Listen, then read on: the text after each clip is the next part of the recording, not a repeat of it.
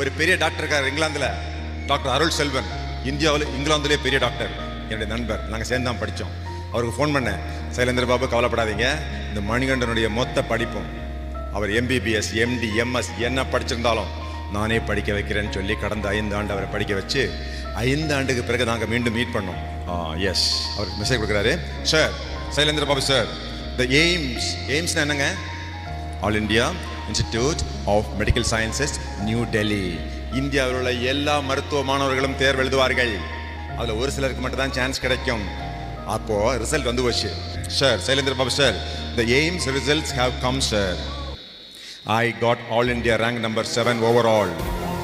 Community ranking number 1. OBC number 1. இந்தியாவில OBC கேட்டகரியில number 1 Manikandan.